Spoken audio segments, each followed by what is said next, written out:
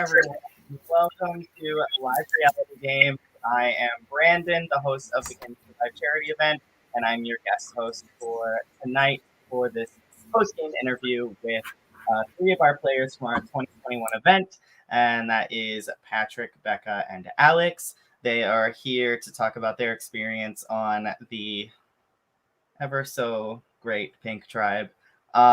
So I'm sure we will get right into it. Yeah, let's get into it. So Patrick, Becca, and Alex, thank you for being here.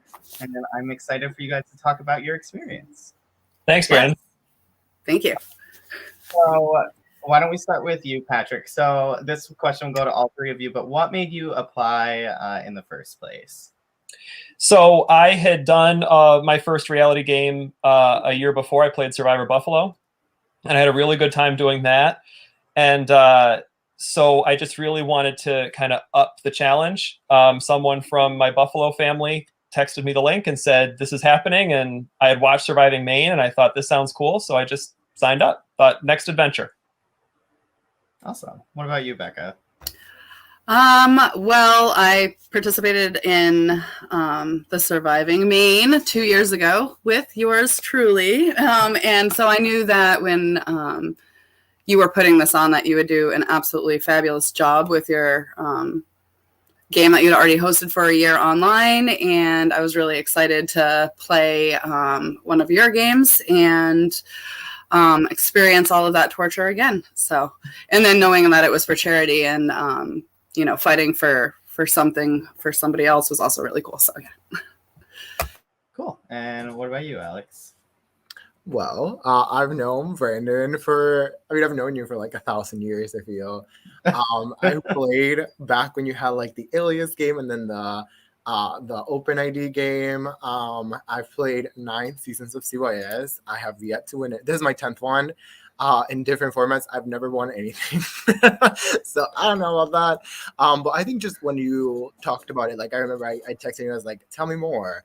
And you gave me like this like list of like all these things. And I was like, I really want to play. And yeah, I don't know. Like I one, I think we're friends. But two, I think I just have like a lot of trust in you as a host and knowing like I've always wanted to do something like this. And I knew that you would not put something on that was not going to like be good. And I knew that I could trust you. I think a lot of my fear applying for a lot of these games is the fact that I am a man of color and that I'm an immigrant. And I knew that you would not do me dirty. Sorry, Panke's about to start scratching things. So I yelled at him. But I knew that you would not just like cast me in a place where I wouldn't be able to succeed when you knew how important those identities are and how much I've struggled in the past with that as well. So I felt really comfortable just being like, great, Brandon's not gonna put me in a place where I'm gonna suck. So yeah, that just like, I guess the trust in our friendship made me apply. I don't know. Great. Now I wasn't gonna ask about this, but you texted me about it earlier, but I don't know how deep you want to go into the issues you had before the game started. But talk about how you almost not coming. Yeah, so I think it was like 2 days before we were supposed to be there. I texted her and I was like, hey, the album replacement, I don't think you're gonna make it. Because I had kidney stones. I actually had kidney stones the entire time that we were playing the game, which is why Wait, what? I know.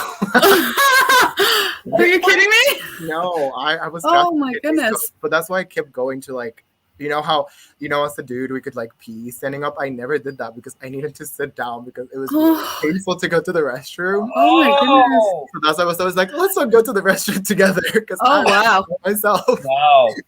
Because I had kidney stones the whole time. So yeah. Yeah, exactly. Ouch, I almost dropped. So and that's why also like sometimes when like we'll be like sitting, I would just be like kind of like because it's a little bit painful, Just a little bit. But yeah, that's why I always wanted to be like, hey, I'll go to the bathroom with you. Yeah, it's not an issue. Like, that's insane. I've heard all about kidney stones, and I don't know anybody who would have played through them. So good for you. Thank you. I'm very stubborn. So Patrick, you mentioned that you had played a game previously. Obviously, don't talk about that game because it's not out yet. I'm sure anyone watching, you can watch the episode soon. But what was your pregame strategy going into this one, and how did it change from going into your first game? So my strategy is always first just to try to get to know people, because that's my strong suit, is, you know, building relationships and building rapport with people, kind of sensing who I can connect with, who I can't connect with. And then just putting myself into a majority right away. And then just kind of playing it by ear, you know, vote by vote, that vote by vote. What I had to change, and what I was kind of haunted by a little bit, was, and like you're right, I can't talk too much about it because that hasn't aired yet, but it will come out soon. One of the things that I had to learn from was how to be flexible. That one of the problems I had was I wasn't adaptable. You know, like I got a group and then stayed with that group, and then when people want to make a move, I don't make the move quickly enough. So as I'm sure we'll get into later, trying to learn from that lesson ended up blowing up in a different way. And now I have to try to find a way to find a happy medium between being completely inflexible and just being all over the place. That's the challenge for game number 3. Yeah. No, this is going to be a lot of information for me because I don't know exactly what was going on during all of the votes, like the strategizing. But the one thing I do remember is people saying, Patrick, you overplayed. So it sounds like you definitely overcompensated. I was trying, I overcorrected is what I think ended up happening. I was trying to do what I did well and emulate what I did well, and then fix what I didn't do so well, and it ended up blowing up. Now Becca, again, now Becca, this was also your second game. So how was your strategy? I know your strategy was different from playing Surviving Mains. So talk about your thoughts going into this game. Yes, I kind of had a similar situation as Patrick, actually. Just kind of opposite. So the first game, Surviving Maine, as you know, I didn't really make any major moves, questionably up until maybe the very end. And so I knew, obviously, in order to win, you have to be a part of the decision making. So for the Can You Survive, my idea was come in, be a part of the planning, be a part of the decision making, and be kind of firm with it. Because if I just kind of go with what everyone wants, then I'll end up in the same situation as Surviving Maine. So here I tried to just say what I want and direct that. And like with Patrick, probably overcompensated a little bit and could have been a little more flexible. Although that kind of bit me in the butt when I did decide to be flexible anyway, but again, more on that. And then Alex, this was your first live game. So what was your strategy going into the game other than like being in pain? Right. That was a great strategy. I don't know what you're talking about. I played a lot of online games and I was really nervous because I've never done anything like this. I also felt a lot of pressure about like my charity and like being able to perform well. Like there was a lot of pressure in that. I had multiple conversations with friends being like, I don't know, like I feel like I'm gonna fuck up, and they all said like, just have fun, just relax. But I also asked some of players that I had played like, hey, can you just tell me like what happened or like what is things? And multiple hosts told me that my main issue, and Brandon probably will agree with this, is that I'm really stubborn and I'm really loyal. Like I am someone I know it didn't seem like it in this game, but normally I'm the person that like stays with their alliance until like they get like screwed, and then I'm just like, oh, I'm the last one standing, and I didn't make it a relationship because I was like too loyal, and I'm really stubborn when I like want someone and I'm not flexible enough to vote them out, right? Which is completely the opposite of what happened here, obviously. So I guess I also overcompensated for that because I was like, well, I need to be like a lot more flexible. I need to be willing to vote out my allies. I need to be willing to like do more. And I think for me, because of like the charity piece, I was very like worried about like, I just need to make it. I just need to make it. I just need to make it. Like I cannot make all these mistakes and all this things that have happened in the past because I played way too many online games and I've lost way too many times. So I really just wanted to be able to do good, right? And like, oh my God, can you hear the students yelling outside my window? Me too. But college campuses. But yeah, so I think my strategy was not really a strategy. Like I was just like, I'm gonna arrive and I'm gonna try to be social and like try to like make friends, but I kind of didn't really have a strategy. Like I think I was just like too overwhelmed to have a strategy. And I think I also got really overwhelmed when I saw the cast, which I'm sure you'll ask us about, like our arrival and stuff like that. So I stopped there. But yeah. Okay. Yeah. So my next question was, after the check-in process, we finally let you all talk, like your tribe. So who did you immediately click with the most when you were finally allowed to talk? Patrick, we'll start with you.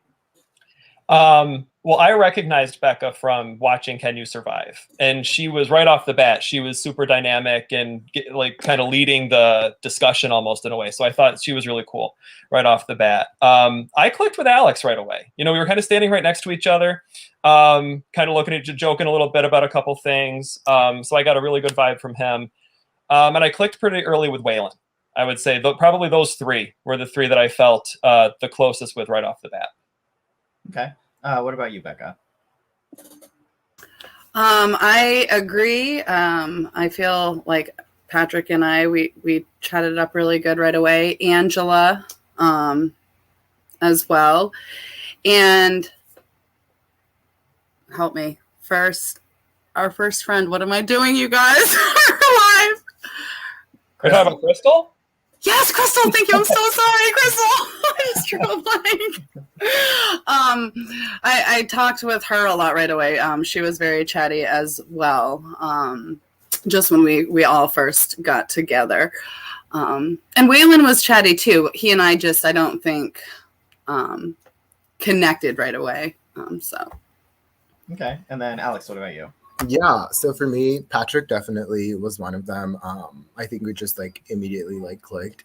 I think for me at the very beginning, I was really intimidated because I was in a group of all white people. So I was like, oh shit, this is a nightmare. Like I don't know, like in my life, like most of my close friends are people of color. Most of my relationships, my significant relationships are mostly people of color. So I was annoyed that Brandon had put me in the driver because I was like, how am I going to like do this, right? Like I know that I have all these differences and I didn't know if they were going to be like good or if they're going to be annoyed with it or how I was going to interact. So at the beginning, I think I was just really quiet and I was very like, just like, I don't really want to interact with a lot of people. Like I want to see what happened. I was also really intimidated because I had slept there the night before. And I remember when I got off the airport, Barry was there. And I literally looked at Barry and I texted my friends and I was like, there's this really attractive dude that is really fit and I hate it. Like I'm so intimidated already. Like he's super fit. I feel so unfit. I feel so unattractive. Like I hate my life. And then the next morning I met John and John was just like, you know, doing the John thing, like just talking and being super social and like making jokes. And I text my friends like, there's this really loud guy who's really funny. And I was supposed to be the funny one. Like, I don't fucking know what I'm doing. So, like, I went into it just being like, I don't know what I'm doing. I connected, I think, with Patrick. And then when I was talking about, like, my upbringing and, like, the fact that I was, like, from another country, I felt really close with Katie because Katie was the person who asked me about, like, my family and, like, growing up in another country. And for me, that was really significant because it was like, oh, yay, okay. And then afterwards with Becca too, because we went out and like talked about it and we had like a really good conversation as well about like home and like her son that was there and everything like that. So I feel for me, those were the first three connections that I felt the closest to. Okay. Cool.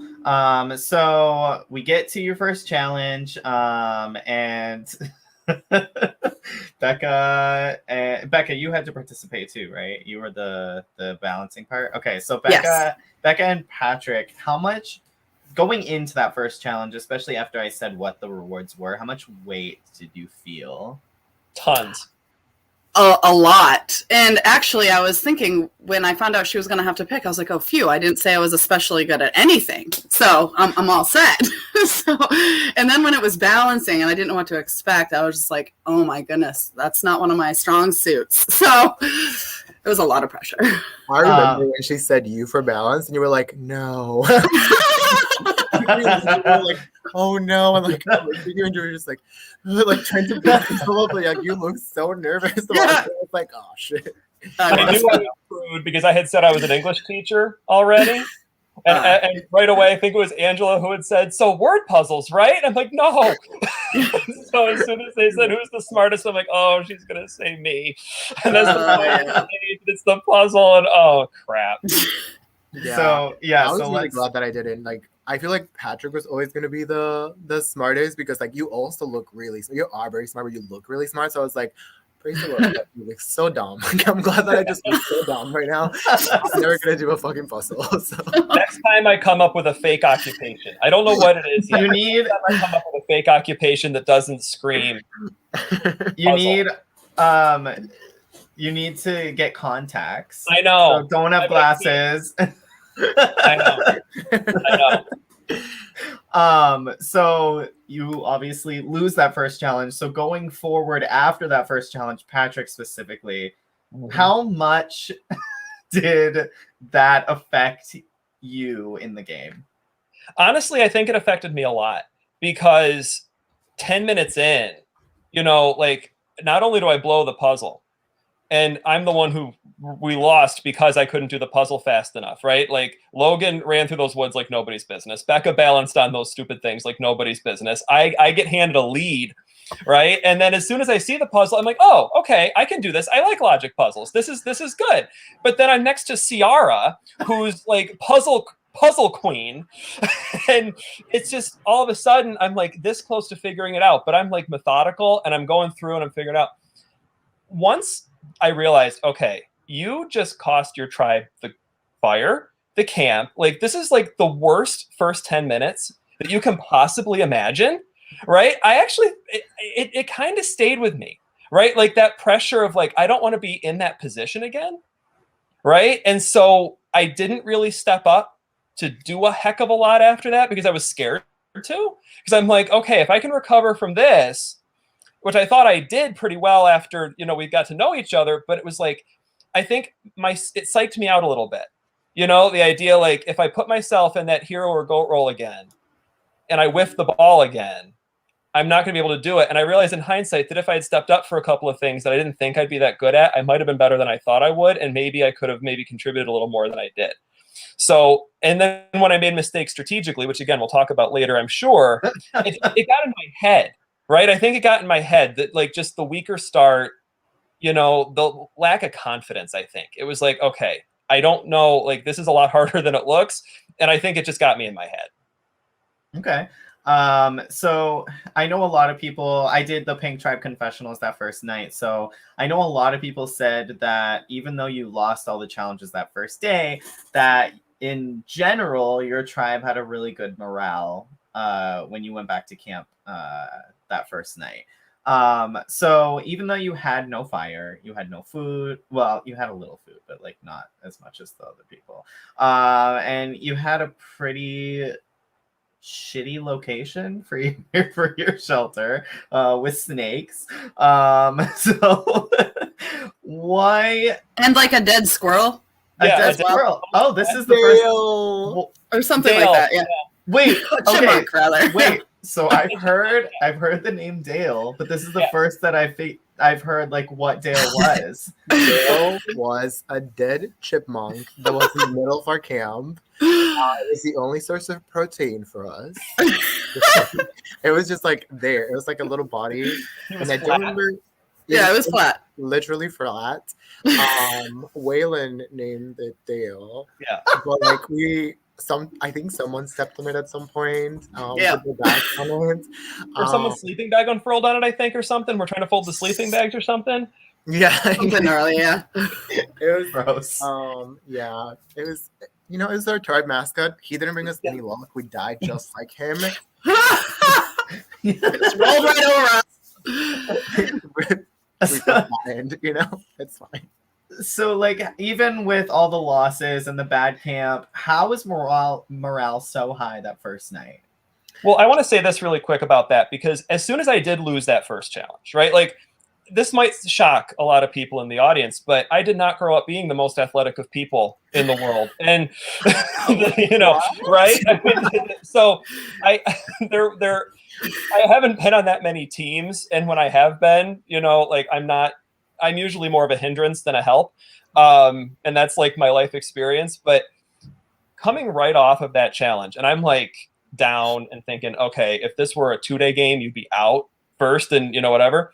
The team was so supportive, like right from the beginning. Like, not one person made me feel bad. And actually, Alex at one point kind of looked at me at one point and said, "Are you okay?"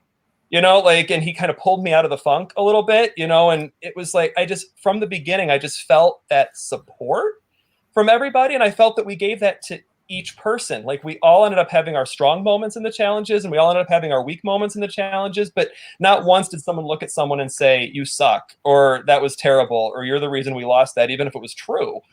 You know, like, it was a really supportive group, and I felt that right from the beginning, and that really kind of helped pump me up. I think it also was like we were just joking about it all the fucking time.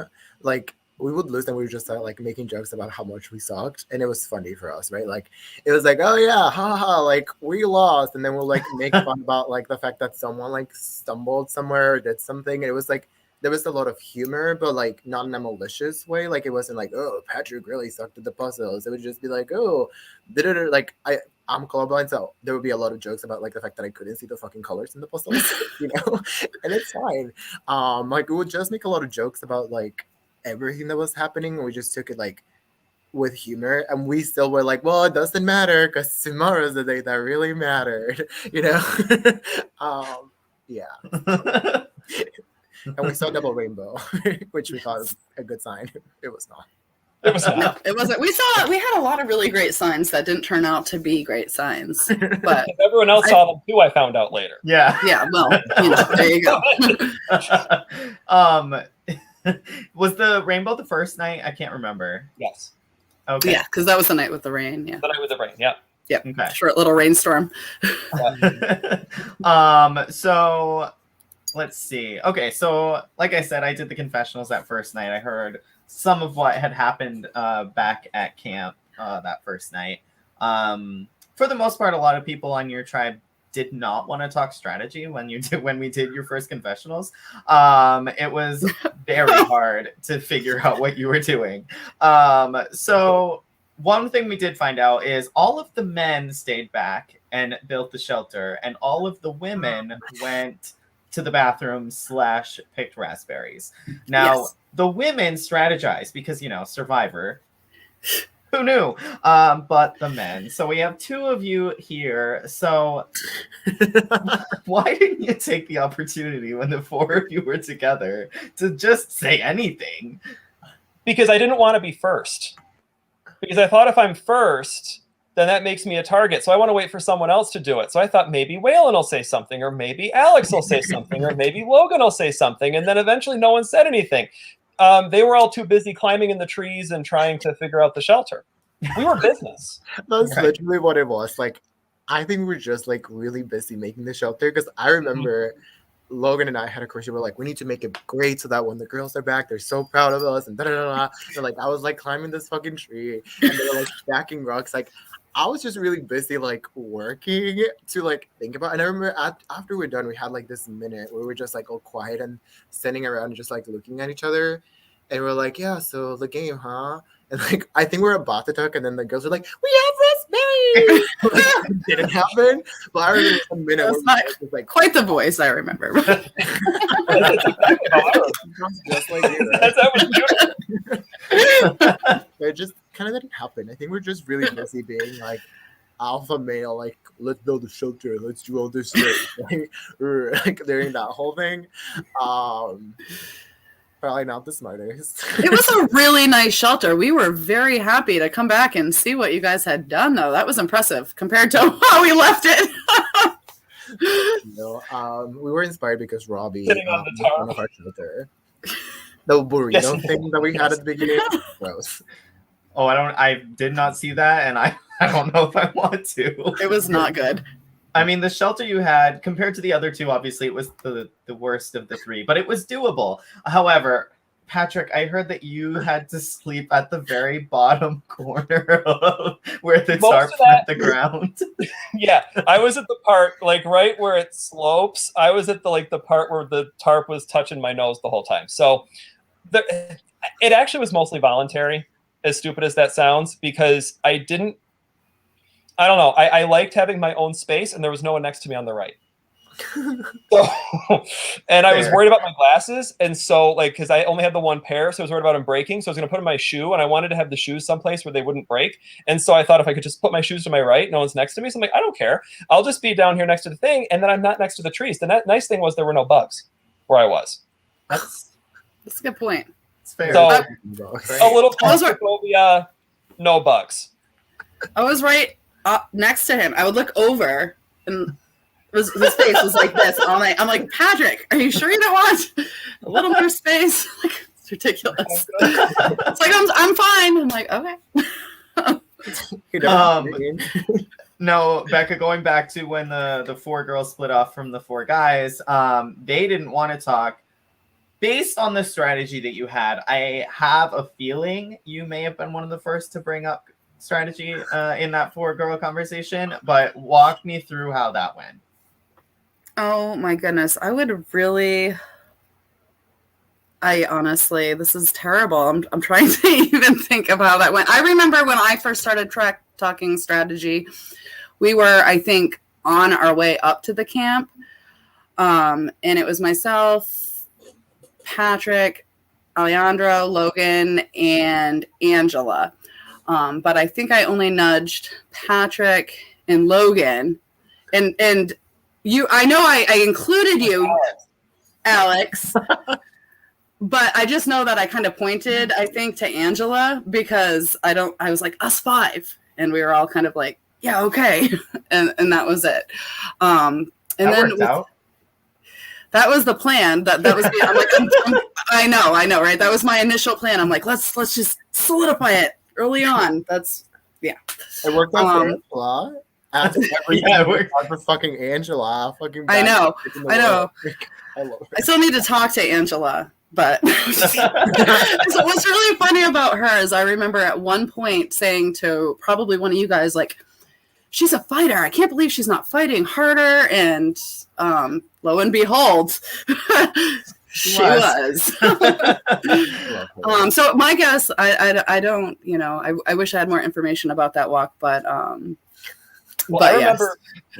remember we were walking down the trail and you were in the middle and I was on one side and Alex was on the other side. And I just, all of a sudden, I'm like just in my head, like walking ahead. And all of a sudden I feel you nudging me and you're like gesturing and it's like, we got to do this early. And then I'm like, yeah. And then I think I said in my confessional that night, I think I'm in an alliance. I think Becca just initiated a three-way alliance between her, me, and Alex, I think. It's funny because when I was doing those confessionals night one, you said that all of you were on a different page. No one knew who was in the alliance. Angela wasn't in the group when I spoke to like half of you. Like, it was a complete disaster. And so when I was doing night one confessionals, it was like, oh, Crystal's leaving first. Everyone was on the same page in terms of that. However, a lot of people said Angela as a second vote. And you guys didn't include her when you said who was in your confessionals. So for me, going into that second day, which we will get to this, I was like, well, Angela's going to be out second. And then she ended up being one of the survivors of your tribe. And one of, I think John or Barry asked about this, so we'll get to it later. But it was interesting how none of you were on the same page when we did your confessionals. And it was a complete mess. So not pink. Sounds right. We're too busy having fun, right? Laughing, literally. So, one other interesting thing that happened that first day was Waylon found the clue to the idol, and he read it to your tribe. So, I have a lot of questions about this because one, it didn't seem like anyone cared. not one person brought it up in their night one confessionals. What? That's like a big thing. We specifically we were asking all of you because we couldn't say, so we heard you heard about an idol clue. So we were like, did anything interesting happen at camp tonight? Because we were waiting for someone to say it. No one did. So what was your reaction to Waylon telling you about the idol clue? And then how, Alex, you ended up finding the idol. How did you get that position? And how did no one ever find out that you had the idol when everyone knew the clue? Well, I got into that position because I'm deaf in one of my ears. So we thought that it would be the best position for me. We also forgot that I'm also colorblind, so I also couldn't do the puzzle. So really, but it was, I think everyone was more comfortable like hearing than me. They were like, well, you do the puzzle. And I was like, I guess I'll do the puzzle. That's fine. And then the idol was kind of like just there. I was very discreet. I literally put it in the back, and then I had to ask people if they could see the bulge and stuff like that. And then people were asking like, oh, did anyone find the idol? And I was just like, no, I don't know. What are you talking about? Da, da, da, da. And then I told Patrick, and everyone else, I guess, at that point. But like I told Patrick first, and Waylon just happened to be there, so I kind of told Waylon too. And I was like, well, I need to tell other people because like I wanted to tell Patrick and Becca at that point because they were like my main alliance at that point. But like I told Patrick, Waylon heard me, and then I think I told Becca next, and then I told Katie, because I also felt really close with Katie. And yeah, I don't think I told the others. I told Angela like really late into the game, and I wonder if I had told her earlier if maybe she would have like loved me more. Who knows? But when he told us, I feel like we were all just like, oh yeah, we'll find it together. Like I think after he told us, when we started searching for an idol around the camp, like all together, right? Or did we search for the idol first? I don't remember. We got the clue first. Waylon was kind of like doing his best ventriloquist act, like at the challenge. After the challenge was over and he had found it, and we were all in our three groups, he was standing there and he was just like, I found a clue. And then we got back to camp and he read it to us in his radio announcer voice, and we passed it around, and we figured out that it was like some kind of blindfold thing, and whoever doesn't have the blindfold is going to get the idol. And then I kind of just didn't even think about it because I knew Alex had it. So he told me, so that's why I didn't think about it, because I knew he was going to get it. He was a close ally of mine, so it was cool with me. But I thought maybe there's another one around the camp. But everyone was so like, oh no, you get an idol, you're a target. You know, like if you get an idol, like what are you going to do with it? You know, so we just spent like 5 minutes looking around the camp together in case there was another one. And then it kind of fizzled out. Okay. People just wanted to bond.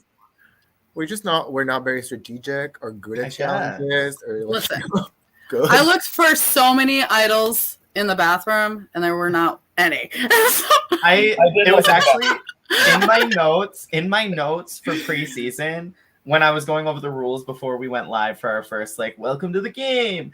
One of the rules that I totally skipped over and forgot to talk about was the fact that there were no idols in the bathroom, because I didn't want anyone to look in the bathroom and take the time to do that. Well, you know. Yeah, so I forgot to say that.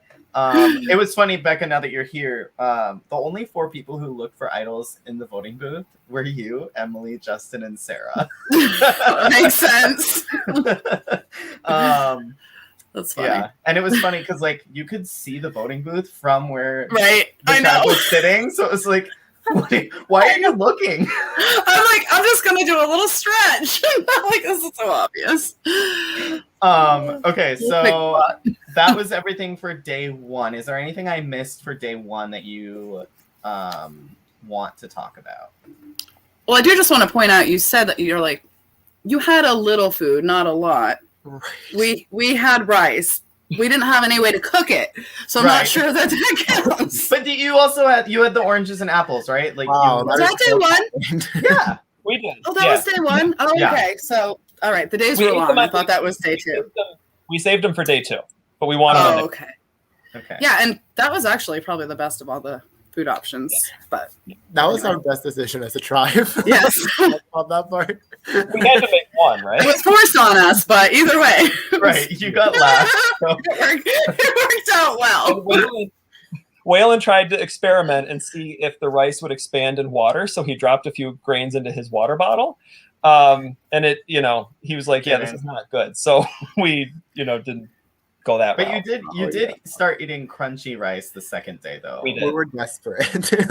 We refused for a really long time, and then eventually was like, "Oh, I guess we're gonna do this." And I don't remember who was first, but the first person was like, "Oh, it's not that bad." So then all of us tried it, and all of us regretted it. But we kept telling each other like, "Oh, it's not bad. It's not bad. It's passable." If you could get past the bleach taste, it was fine. It was so horrible. Yum. Okay, so we get to day 2.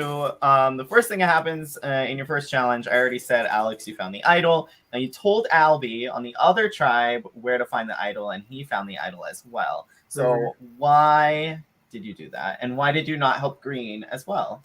So I knew Albie from before. We played a Can You Survive game, All Stars, where Albie voted me out really meanly after I thought we were aligned. Again, story of my life. But so I was really scared of Albie. When I saw him at check-in, I saw him and I was like, shit, Albie does not like me because Albie voted me out and we haven't talked since. So I thought Albie hated me, but he smiled at me and then he was like going around. He was fucking kicking rocks and like lifting logs behind me. And I was like, are you fucking looking for something? He was like, well, something might be hitting around. I was like, okay, you know about the fucking idol. And I had already grabbed mine.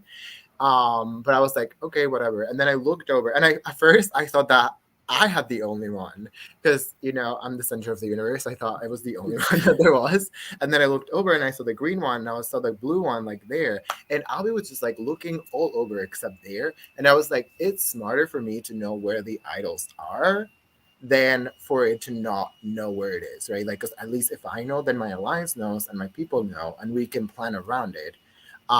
So we were standing there and I didn't know the person in green. I wish I had told Jody because Jody is an angel and she deserved that idol. If I knew that she was going to be the best person ever, I always liked her because she always said hello to us and was really happy. I would have told her. If I had known that she was an angel, I would have totally told her. But like, I remember we were standing and then Albie was just like super glum because he couldn't find it. And I started like going like this. And he kept looking at me, and then he would look away. So I kept like trying to make noise, and Cam was behind us, and Cam could just giggling because Cam knew that I was trying to get Albie's attention. And then I just went like this. I was like, Albie, And he was like, what? I was like, pointed at the thing. I did that. I did not get it. So I had to like get on my knees and like literally put my hand under where the idol was.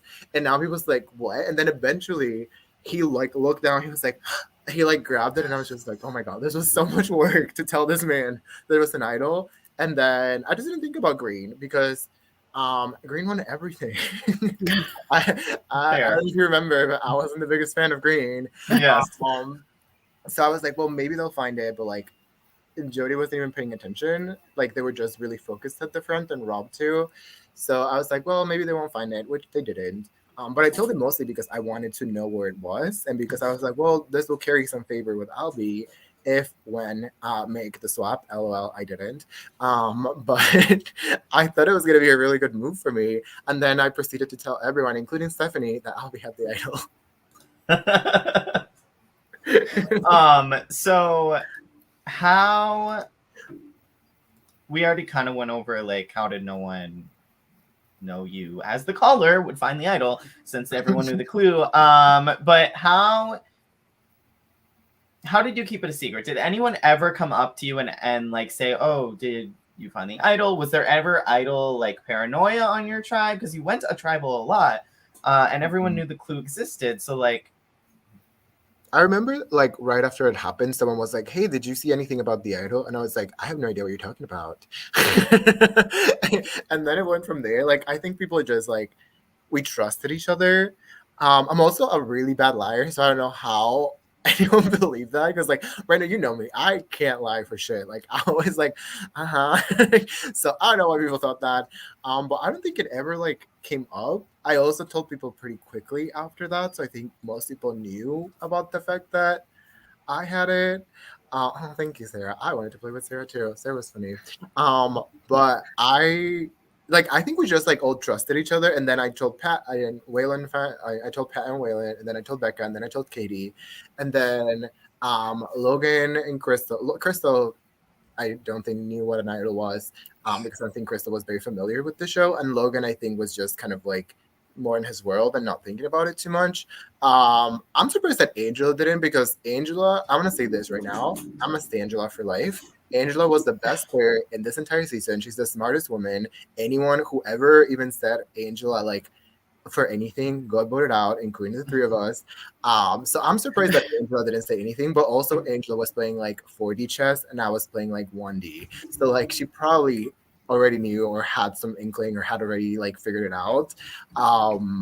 But yeah. I don't know if that makes sense at all, but yeah. The only idol paranoia I remember was people kept saying that Logan might have something. Yes. You know, like Yes. the people kept saying like Logan's being sketchy about what happened on Exile. We think something might have happened on Exile. So that was the only idol paranoia I remember, was people kept wondering if Logan had something. And I think that Okay. probably took away from it, right? Like everyone was so That's focused fair. on Logan and his idol that we were all like, oh yeah, the challenge idol, whatever. That's fair. So we get to your first tribal. You ended up losing that first challenge. Maybe it was because Alex was too focused on showing Albie where the idol was. Now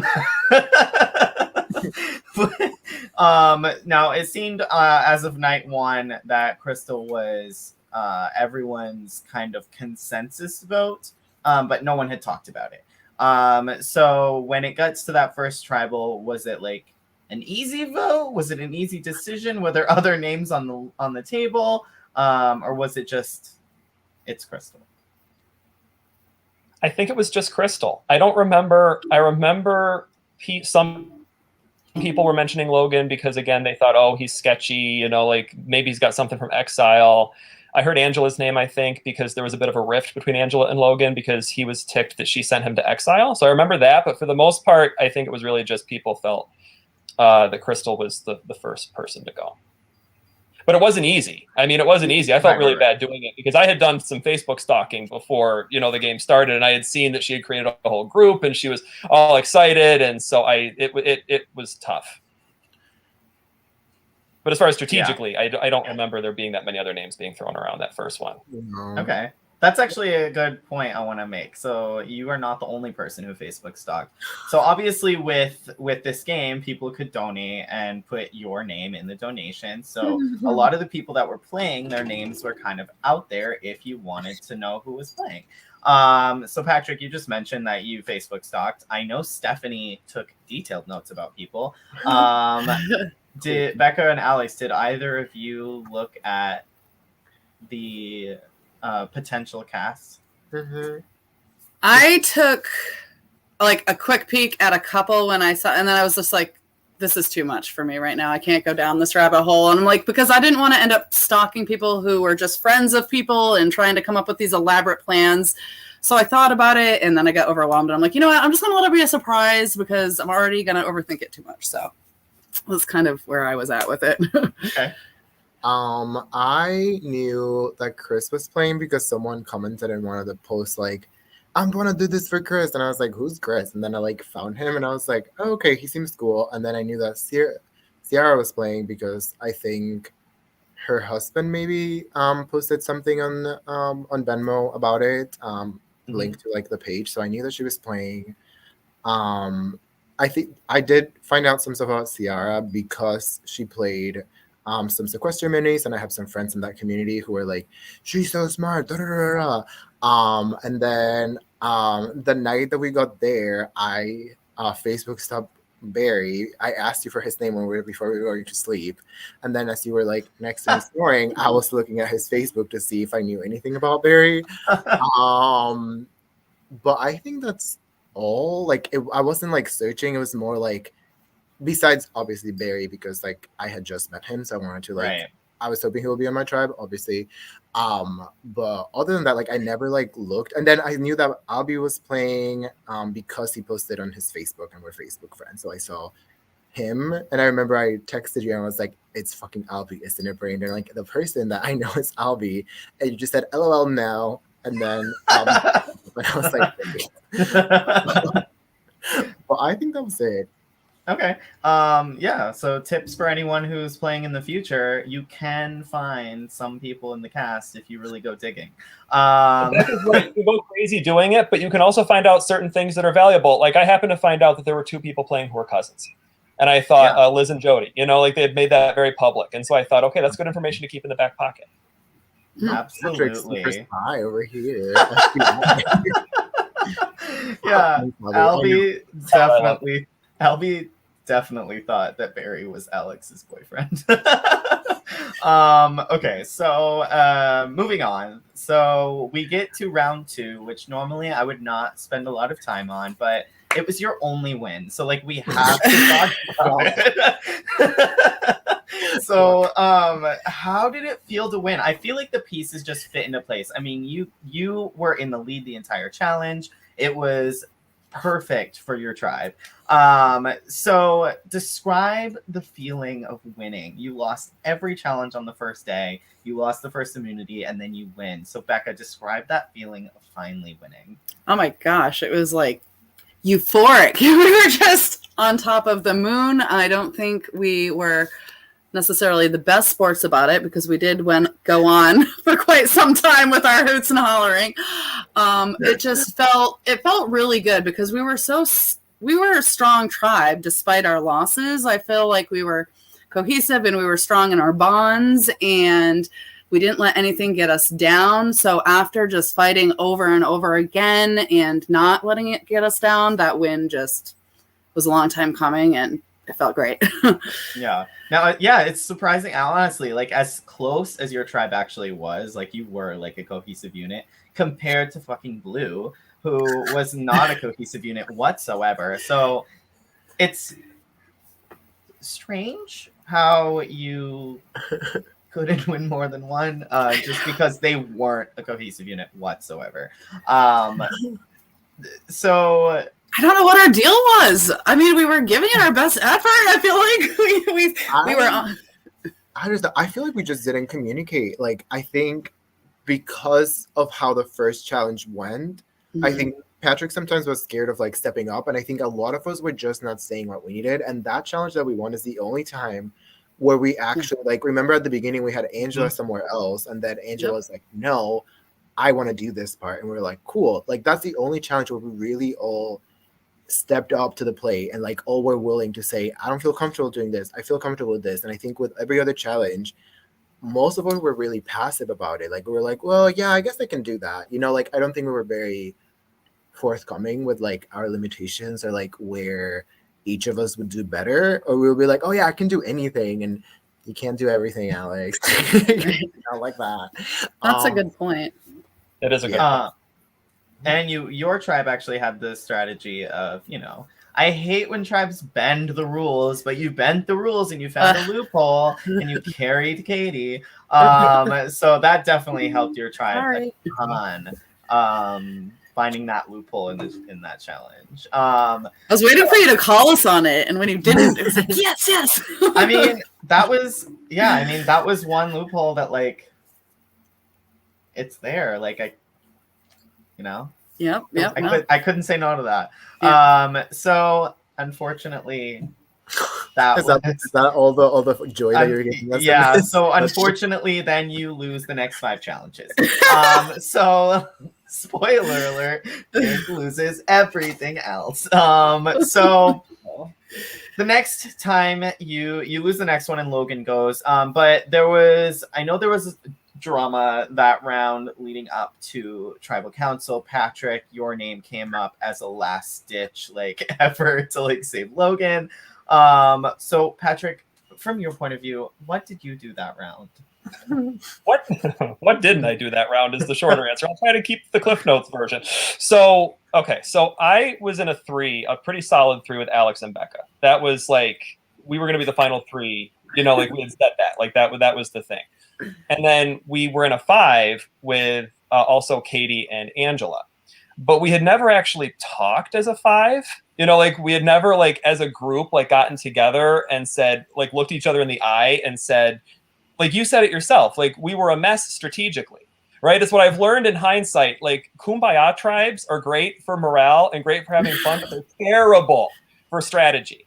Because the second you try to do some strategy, no one wants to talk about it. So instead they vote you off. So we had a 5, but it was kind of a nebulous 5 because we were, I think, a bunch of people who had different bonds with different people. So like I had been like, during that hour that we had after our win, right? Like we're euphoric. We're on this natural high. I'm on a natural high for an hour. You know, like I'm all pumped up. I'm feeling really good, but I'm also kind of anxious because I'm trying to figure out if we lose again, what's the best next move? Like my brain is going in overdrive because I've got this 5, but I feel kind of not great about Angela. Not because I didn't like her, but because I didn't really have a connection with her, right? Like she was one of the people I didn't bond with one-on-one. I felt really good about Waylon, and I had talked to Waylon one-on-one. And on day 2, at one point, Alex and the girls went to the bathroom so Alex could pass his kidney stones, we now found out. And Waylon and Logan and I were at the camp by ourselves. And that time strategy did come up. You know, Logan had said, maybe, you know, the 3 of us could do something. If we lose again, I think Angela should go. Right? And to me, that sounded good. So if we're going to keep the 5, here's what's going on in my head. If we're going to keep the 5, Logan or Waylon are the next to go. And in my head, that's freaking me out because I think that's dumb. Because I think these 2 guys are 2 of the reasons that we are in these challenges. Right? Like Logan sunk those beanbags. He tore through the forest on those runs. They're the 2 guys who are most responsible for us having shelter. You know, I'm thinking that doesn't seem right. Whereas Angela, I don't have a connection with one. Right? And Alex too, I was helping by carrying things, you know, whatever. But I felt that the Logan vote wasn't the right move to make. I thought we're going to keep losing. We're going to be one of those tribes that just keeps an alliance tight and we're going to like drive the tribe into the ground.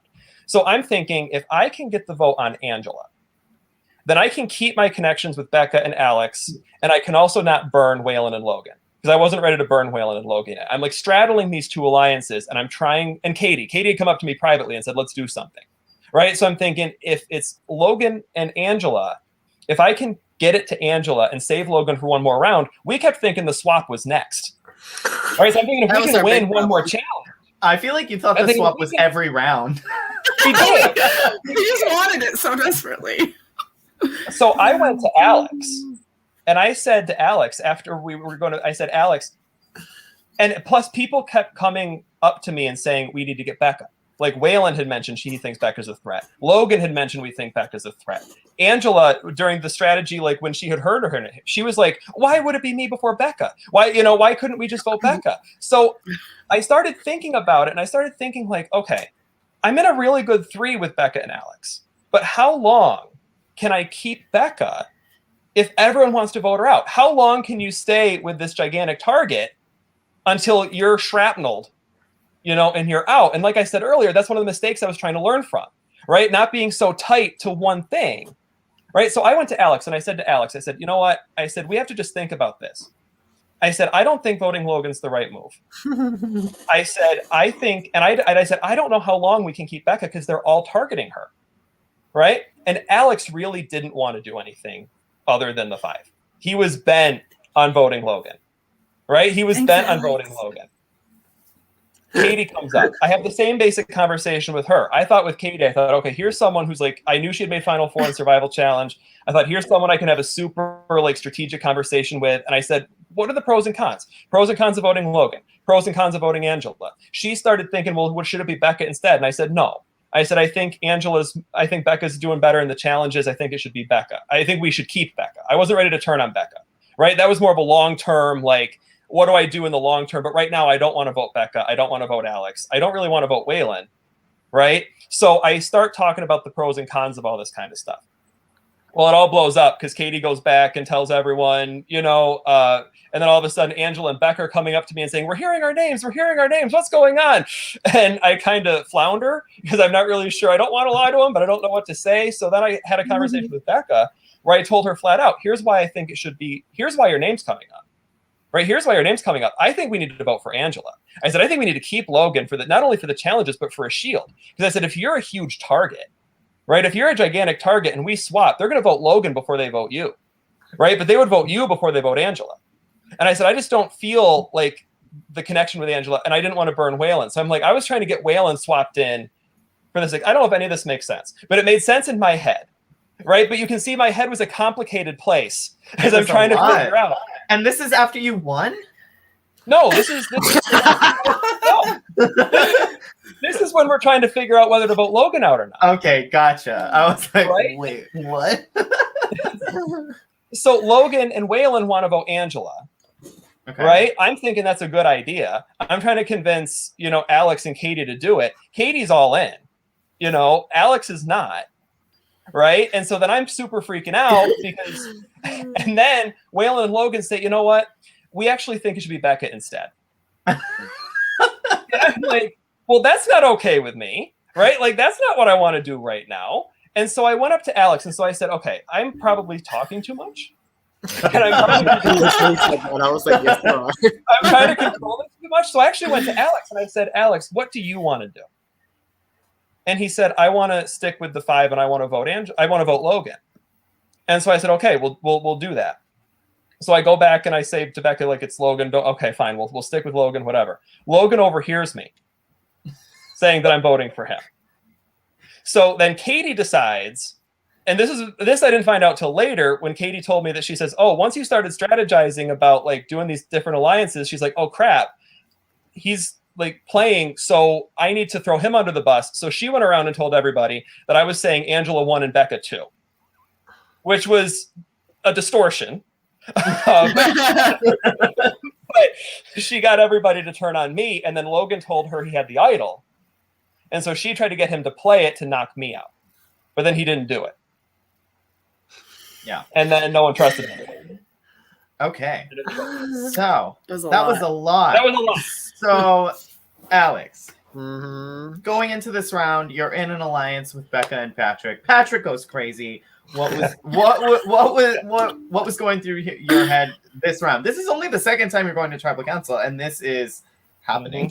I know. For me, I was like, so I'm a very loyal player, so I wanted to stick with the 5 for good. Like, that was like, that's how I play. I was this. So as soon as Patrick started turning on the 5 on the second round, I was like, what the fuck? Like, this dude is great. Like, he really does not know what an alliance means. And he was already talking about, like, well, eventually you're going to have to, like, get rid of Becca because Becca's all this. And I was like, hold on. Like, Becca's my favorite.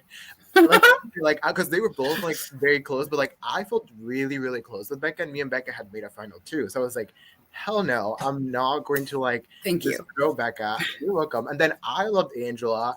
I felt Angela was so inspiring to me. Like, the story that she had with her charity, like, for me, that meant a lot because I also had a really personal story with my charity, right? So, like, I wanted to keep Angela because, like, one, we had been together in a couple of the challenges, and I saw how much effort she was putting, and just, like, her journey and, like, the story that she had told about, like, how she had been a fighter and where she was and, like, the change in her body. Like, it was, like, such a beautiful story, and I was just really inspired by Angela, and I was like, I don't want to do this to this woman who's, like, killing herself at these challenges. Like, yeah, we know that she's not like the best at the challenges, but she's giving her 110 million%.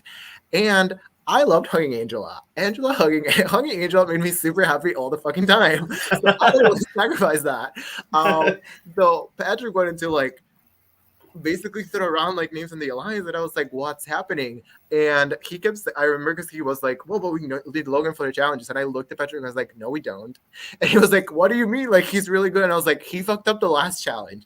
Logan fucked up once, and I just was like, he fucked up that once, and Patrick's like, one time, and I was like, that's enough. Everyone fucks up. I think I was like, he's not the Greco that everyone keeps saying he is. He fails too. And I went on this whole thing, and Patrick was like, what the fuck are you talking about? But I kept like, and then people kept being like, oh, what about saving Logan? Because he's really good at challenges. And I kept being like, we don't need him. He's not that good. I was like, we're good too. Like, I think it was my ego speaking. But like, I really was convinced that Logan was not as good as we all thought he was. He was. It's fine. I was wrong.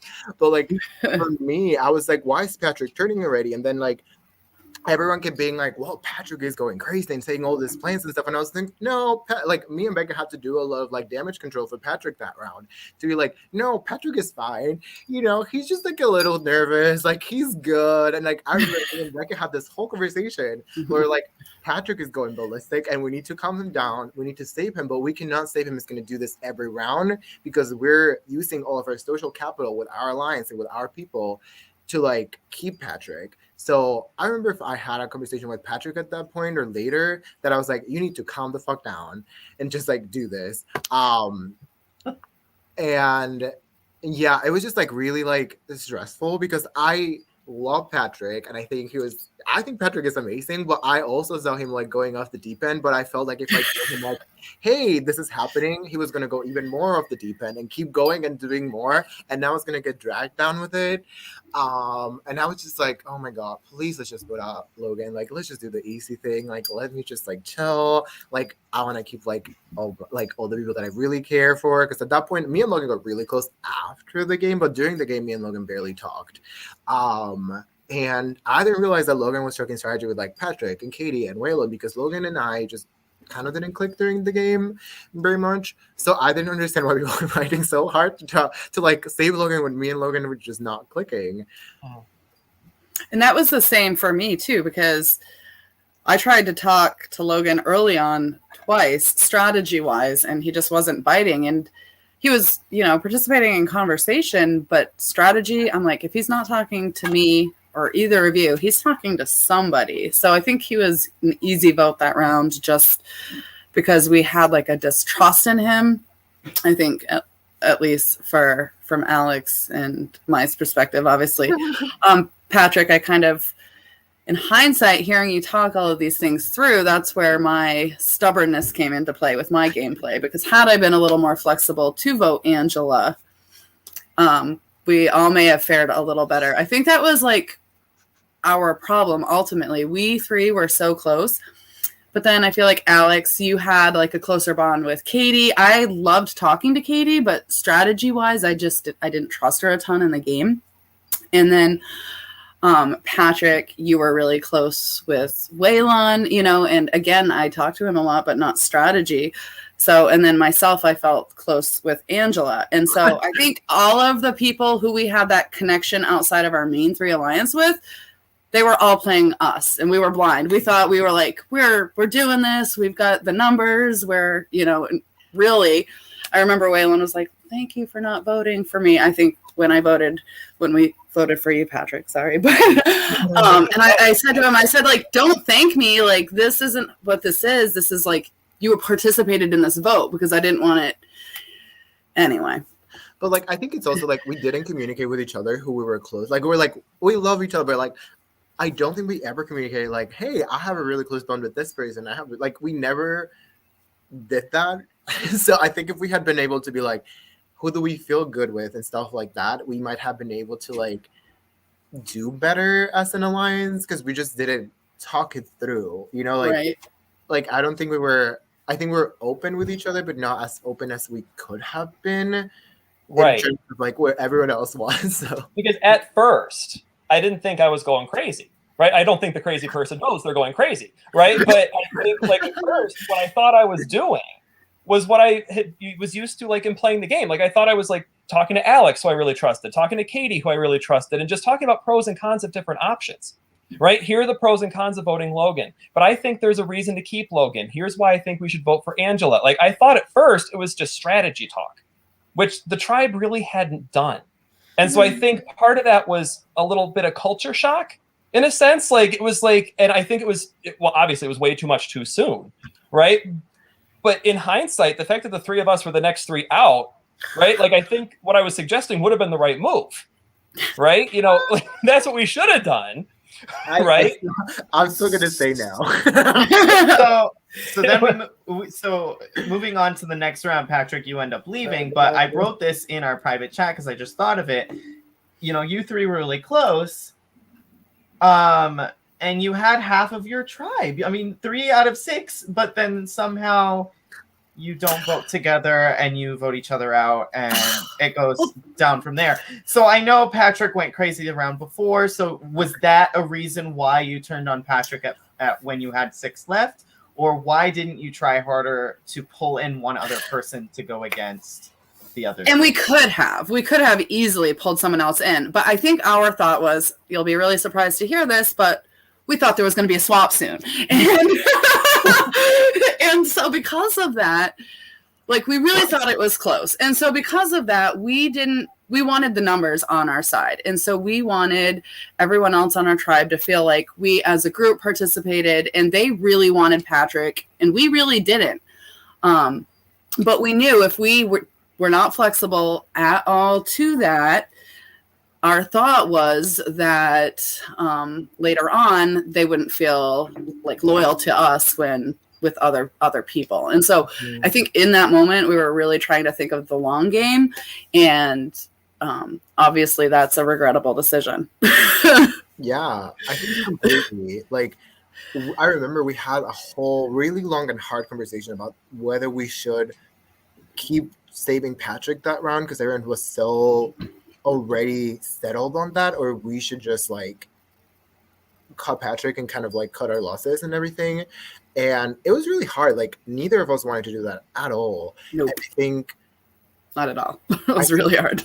No, it was really hard. Like, I think unfortunately after the tribal, I think Patrick didn't do enough to like repair those bridges so that we could have he tried, like Patrick tried the whole fucking time. I just don't think anyone else was responding to Patrick trying, and it was just really difficult to be like all right, we're gonna say Patrick in and let's sabotage, because we did not want to isolate ourselves to do that in case that it also didn't work, right? And like I remember even Becca was at one point like, should we just like play the idol on Patrick and like save him and stuff?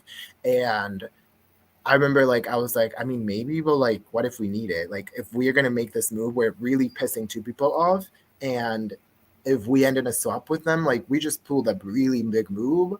Like, is it worth everything? And like, yeah, it was a whole thing. And like in retrospect, like maybe we should have done more. Like I don't think voting out Logan was a bad decision. I think voting out Patrick was a worse decision for us, right? Mm-hmm. After that, like there was no way for me to save Becca afterwards, and like, hello, I live with an idol, so like, LOL, could have used it, you know, but like, right? But like, I think right, like, I think voting out Logan was the right move for us.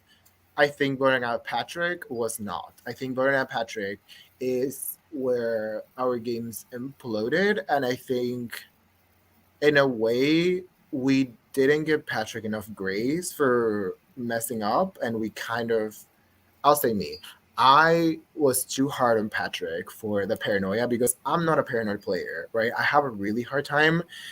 I'm not an emotional person, and I know it's really surprising because I cried a lot, but in general, like emotions really confuse me. Like culturally wise, like we don't talk about our emotions, and I saw a lot of emotion from Patrick, and then I saw a lot of paranoia, and I'm not a paranoid player, like at all. Clearly, I left with a fucking idol. Like I'm not like that. So when I saw that, I was just like, whoa, like I don't know how to react to this, because I'm not used to, like, my mind does not calibrate that way. And I wasn't able to give Patrick enough grace after that incident to be like, you're good, like this is never gonna happen again, like you just had a mistake. And I kind of just was like, nope, Patrick is paranoid, Patrick is really emotional, like I need to move on, because in my mind I needed to adapt more and not be stubborn, because that had been my mistake in the past. So the same way that Patrick overcompensated and Becca overcompensated, I also overcompensated by cutting Patrick too fast and not allowing that conversation to go anywhere, and not giving him the grace that he deserved, right? Like he made a mistake, and it doesn't define who he is or who he is as a player, but I made it so, and then in the process screwed us all over. So. And I had hoped that I had recovered, because like I knew I screwed up as soon as I saw my name at the tribal with Logan, and like I felt that pit in my stomach, like crap, you know, like you were in a great position and you screwed it up because you ran your damn mouth too much, right? So I made a conscious decision to, okay, this next round there is no scrambling, right? There is no over strategizing. Like the 5 held, And I thought, okay, I know I screwed up, but I hope this is recoverable, because at the end of the day, I told everybody the truth. And I mean, I told Alex exactly what I was thinking. I told Becca exactly what I was thinking, right? I had told Katie exactly what I was thinking, and I voted the way I said I would vote. So even though I became a spaz, right, and I was trying to like find a way to turn the vote in a way that would work so I didn't have to burn either alliance, I was hoping like, okay, it's Waylon, you know, I just have to calm down, because if I'm going around to every single person again, the 5 held once, I think maybe the 5 can hold again. So you now need to calm down, right? And so I had a conversation with everybody, but it was a really like surface conversation with everybody. Like I think with Alex, the first one was I just said, wow, I really screwed that up. And he's like, no, I think you're okay. He's like, I think you just made people a little nervous, but I think it's all right. Don't worry about it. Right. And then I felt like a good connection with Becca still. You know, we worked on that word puzzle together, you know, so I thought, okay, maybe this is all right. But I wish I had made more of an effort, especially to go to these two and to say, like, look, you know why I did what I did, right? Like, we're good. I'm still not planning. Like, Alex's name was never on my parchment, ever. Like, it was never going to be, right? It was never going to be. And I didn't want it to be. Like, I had tried to get it when they turned to Becca that I was like, no, I can't do that. We need to keep it to Logan, right? And so I was hoping that would count for something. Well, we did talk. Angela and I did talk. I mean, we had talked before, because Angela had said she thought, why is it me? Why is it me? I think it should be Becca instead. But the one thing I didn't do was, after it turned back to Logan, I didn't go back to Angela and say, you're good, right? I didn't check in with Angela and say, we're good. But after that vote, I did talk with her, and I said, you know, oh, damn, it's Waylon for this next one, right? And she's like, oh, she's like, absolutely. She's like, I don't know what I would have done if it had been you. She's like, I am so glad you're still here. Don't worry. He wrote your damn name down. He's the only one who's going to go, meaning Waylon. So I'm thinking, okay, like, she's the one who laid it on the thickest, right? It's just like, no, don't worry. It's Waylon. You're okay. And then this pit in my stomach just wouldn't leave. I kind of had this gut feeling, but I thought, no, just stop being paranoid. The 5 held once, it'll hold again. But then once I went up to vote, I saw Angela had gone before me, and I saw the indentation of my name on the paper. And then Becca was taking a super long time to vote. Alex was taking a super long time to vote. And I thought, damn it. I talked my damn way out of this game. They turned on me. They don't trust me anymore. I talked my way out of it. But I do wish, in hindsight, that the 3 of us had reconnected, because we could have been the final 3 of that tribe. And at the end of the day, I don't know if we could have been. I just like, I want to say this.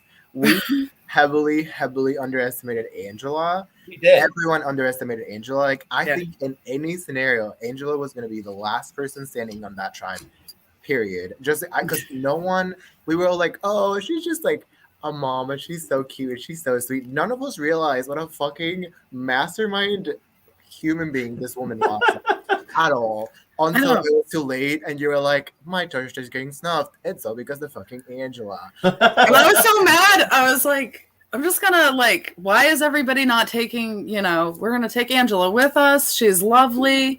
I'll take her under my wing. I'll keep her safe. Yeah, right? I wanted to play with her longer. Same. Like, I think, I don't know if, I think we could have been like part of the final 4 with Angela. Yeah. I feel like Angela just has a way to like make you feel so comfortable and like get inside your brain and be like, you should do this. Oh my god, but I'm not saying this. And you're like, I just came up with this amazing idea. Let's save Angela for the 50th time. It's so true. I've done a lot better. I severely underestimated Katie. Even though I knew to watch out for her, and I was watching for her, I still didn't see her coming. Right? Like, I thought, right, the snake, you know, we were talking about. You get a snake emoji, please. I thought, okay, here's someone I can talk strategy with. Here's someone who, like, I can talk about the pros and cons with. And I didn't think that in the second vote, she would turn to everyone and say, oh, he's talking Angela 1, Becca 2, let's vote him out. I got whiplash because Katie is that good. I didn't see her coming. So, I mean, these people, they're really, really good. So, moving on. Oh, sorry. We're already an hour and 15 minutes in. Becca, you end up leaving next. Alex, I cried. a few times during the game. First time was when you voted out Becca. And that was so sad. I cried. Actually, majority of the times I cried was when you cried.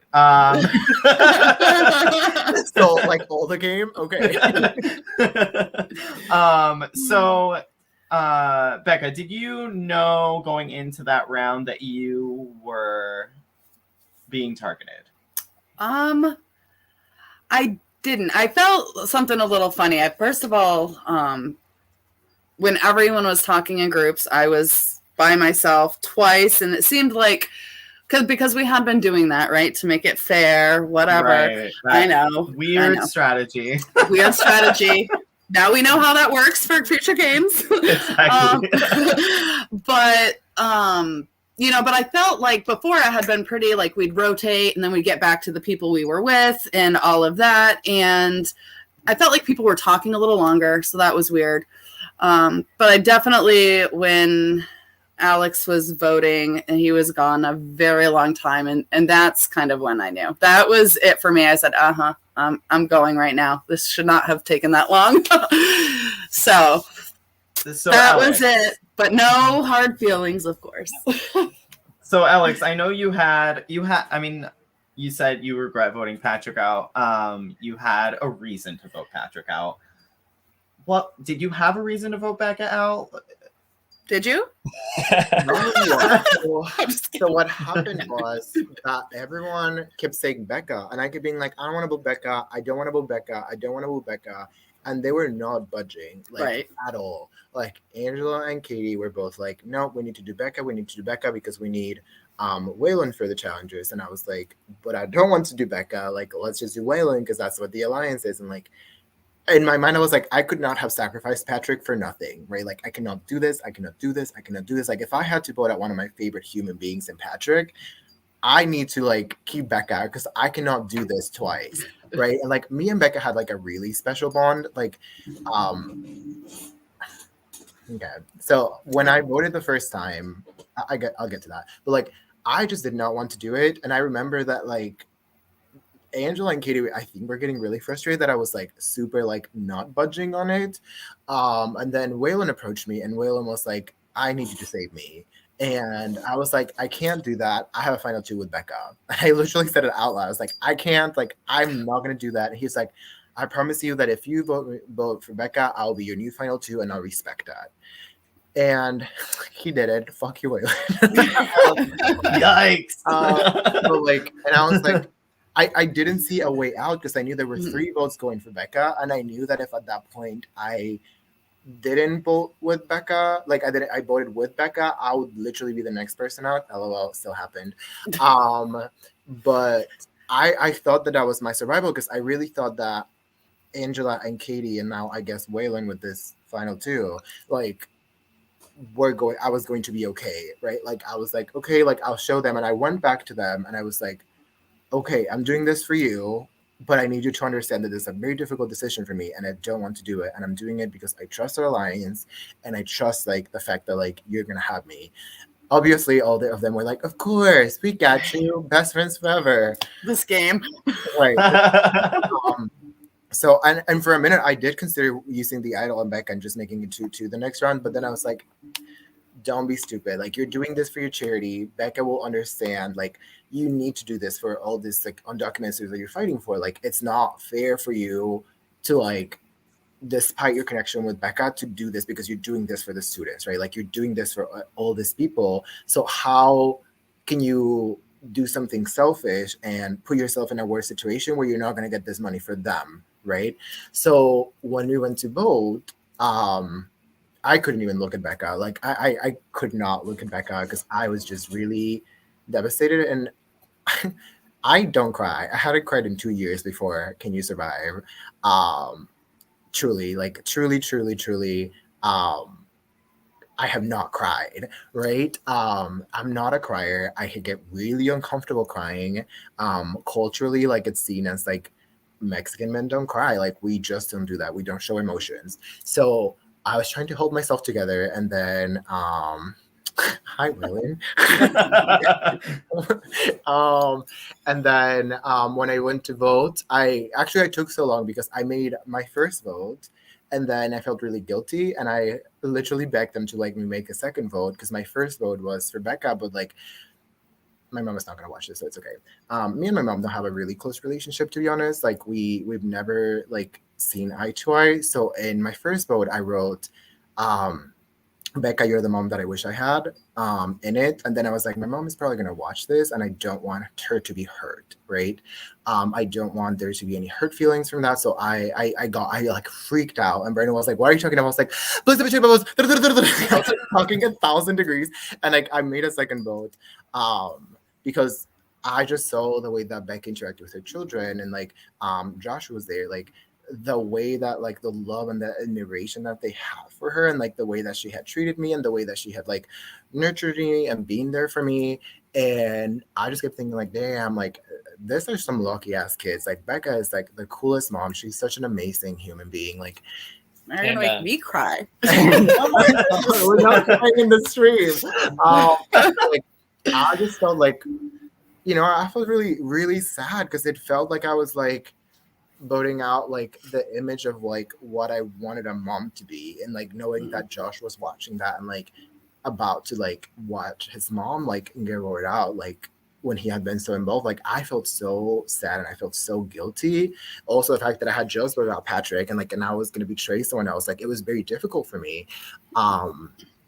So like I obviously started like crying when you started revealing the votes, and it was really weird. Like I don't, because I'm not used to crying, but like, and I felt really vulnerable, like crying in front of so many people, because I knew that like my coworkers were watching, my students are watching, so my family was watching, and like I had never been cried in front of so many people, and I just felt really gross. But I couldn't help it because I felt so guilty about it, and I feel like it's a flip, a switch flipped at that point in me, and I just became like really emotional throughout the rest of the game. LOL, one round. At that point, I just felt really down in the dumps and like really defeated, and like I wasn't fully there because I felt like I had just burned out to people that I cared a lot about, and like I I didn't know how to like get after that, if that makes sense. So yeah. Okay. So we'll come back, obviously, Patrick and Becca, about like your final words once we get to Alex's last round in the game. Your tribe had a really nice moment. We had a break before that last challenge, but you guys didn't think it was a break. You thought it was before the swap. So talk about that like really nice hour that you had to just like chill. We really thought that it was a swap because you were like, you can come down, like da da da da. So we're like, oh my god, they're setting up the swap. We're gonna do amazing. Everything's great. So like we went back to camp, and like also like you never sent us back to camp. So normally you were just like, oh, just chill, like by the challenge, just like look away. So you sent us back to camp, and we're like, well, it's such a long trek, and we're tired and we're hungry. So like, why would they be cruel and make us walk all the way there and hide us away if it's not going to be a swap, right? So like we went there and we created. Well, first we went to the restroom because we did that together, and I remember I came out of the bathroom, and the three, like Waylon, and Katie, and Angel, were so excited to tell me about this fake idol that they wanted to do. And I was like, what the fuck? And I was like, but I was like down for it. So we went back to camp and we started searching for rocks and things to make into like this fake idol. Because we knew that we thought that it was gonna be a swap. So the plan was make this idol, I'll give them the papers and I'll give them like everything like that. And they be able, I know Brandon's the worst. But like they'll get all the paperwork, like they'll get like the wrap and everything, and they'll be able to bluff it. Like the plan was I will keep the real idol, and then me and whoever will be in one tribe, and then the other two, and I'll just pass them the idol. And then they'll have the fake one so that they could use it to bluff their way into like out of the boat, and we spent the next hour like creating the idol. Honestly, at that point we were like just really hungry and thirsty, so we were probably really delusional, and then we spent laughing because we were making fun of we were making fun of everyone else. We were giving everyone nicknames. Like I was like the Sparkle Fingers and like the Fish Girl and like the Puzzle Girl. Like every single person had nicknames from all the other tribes. And we're just kind of like, like bantering and mocking them, and like not in like a mean way, obviously, like we're not mean people. But like we were just like, just like having fun, and like um in that moment I felt really good because I felt like I was able to be a little bit more of myself, in the sense like I'm from the hood. So I was talking more like how I usually talk, and just like saying a lot of things that I don't know, we say in the barrio. So I don't know, it was like the best moment because we're just all like, like we're about to stop, we're gonna make it, oh my god, we're so great, this is amazing. And then we get to the swap, and I think we were defeated even before we started, because we had hyped ourselves so much for this moment that we're just not ready for a challenge. I think if we had been able to go into it like knowing that it was a challenge, I think it could have been a little bit different, but we were just not in that mindset. But it was a really beautiful moment, and it was really funny, and I wish you had filmed it because it was great. So my next question was, you get to the next challenge, my least favorite challenge of the game, and I mean, you look defeated. As I was explaining the challenge, you all four just looked miserable. You were not ready to compete in a challenge. However, you were so close, and I was I was literally, as I was watching the challenge, I was like, oh god, oh god, oh god, please, please, please, please, please. Like I was like inside just like hoping the whole time, and then Waylon got so close. It was so painful. I was on the sideline when that bolo like snaked around the thing and then fell off. I was heartbroken because there were no hard feelings for me or anybody. We were still wanting Pink to do well, and it was devastating. It was the worst. So Alex, we get to the deliberation for tribal. We're gonna say something really fast about the challenge because I lost the last point. And I remember that that moment, right? Like we had two, and then Waylon lost that one, which was a fluke, obviously. Then Katie was about to go in, and Katie had struggled with like the rope, and she looked really nervous, and I was like, I'll take it, I got this. And then I saw that it was Justin, and Justin had done really bad in the last round, so I felt really overconfident of myself. And I remember I told him, it's Justin, he sucks. So like I stepped up like cocky as hell, obviously ate my words because Justin beat me by a lot, but my rope was like wrapped. Like the first time that I went, I unwrapped my rope and I was ready to like throw it like for the thing, and this time I was so confident and stupid that I didn't unwrap my rope. So if you look at the challenge, like half the time I'm like trying to unwrap the hook. And then we lost, and I remember I was like so devastated. Like I had to like step away from everyone and just like, I almost cried. I didn't, but like I was just so frustrated with everything, and I was like, oh my fucking god, like I just lost us a challenge that we really could have won, right? And then obviously Grin did their thing, and I hated them. We know. Yeah. Anyways, go ahead. Yeah, I mean, after the challenge, I mean, Katie immediately started crying. When Katie started crying, I was like, oh, Katie must be leaving. That was my thought after the challenge when she immediately started crying. Anyway, that didn't happen. So you asked about a tie situation, which I must have been tired too, because clearly the tie situation is rocks. And I don't know why I couldn't think of that. So you asked about the tie situation. What was your plan going into tribal with the tie? So at first I wanted to at first I was down with the girls to vote out Waylon, because I was like, you know what, like I've been aligned with the girls. Like, yeah, I have a final two with Waylon, but like that was later. And like my loyalty, like I really wasn't this, like I cannot literally betray every single person that I made an alliance with, right? Like I can't be that person. So I was with them, and then I talked to Katie, and Katie's like, do you think that's the best choice? And I was like, what do you mean? Yeah, of course it's the best choice. And she's like, well, what about like like, should we consider anything else? And I was like, I mean, I guess. And then I talked to Waylon, and Waylon told me, it was like, dude, we need each other. Like, you cannot carry a whole tribe by yourself. Like, we need, like, what if we don't merge again? Like, what if there's no swap again and we have to go into 3? Like, are you going to be able to, like, because, like, I think in a lot of the more physical challenges, me and Waylon had been doing more of the physical stuff. Yeah, like in that last challenge, me and Waylon had done it twice while Angela and Katie had done it once. So Waylon was like, what about, like, let's do something else? Would you be willing to do something else? And at that point, I was like, okay. So I told him, I was like, I am willing to, right? I was like, let me ask. I was like, I don't think the girls will turn on each other, but, like, let me ask about this tie. I was like, I'll tie it for you. And I made a mistake because I was like, I'm an idiot. But I was like, if it's, I basically told Waylon that I will tie it as long as, like, I remember, like, I was like, I said something to be like, as long as it didn't, like, affect me or something stupid. So I was like, I'll tie it if this or not this, which was stupid. I should just have been like, I'm tying it. And then I went to Brandon and I asked you, like, what is a tiebreaker? And that answer took like 20 minutes. And instead of going back to, like, talk to everyone else, I literally just waited. Like, I waited for my answer before I could go to everyone else. Like an idiot. I honestly should have went back and I should have, like, continued to strategize while I got my answer. And I remember I had a conversation with Katie at some point and I was like, hey, Katie, like, what if we tied and we just make them complete a fire making challenge if that's the case? And then that can be decided and you and me can make it through and then one of them will make it. And I think that's the fairest thing to do. And Katie was like, yeah, how about without that? Yeah. Like, she seemed on board for it.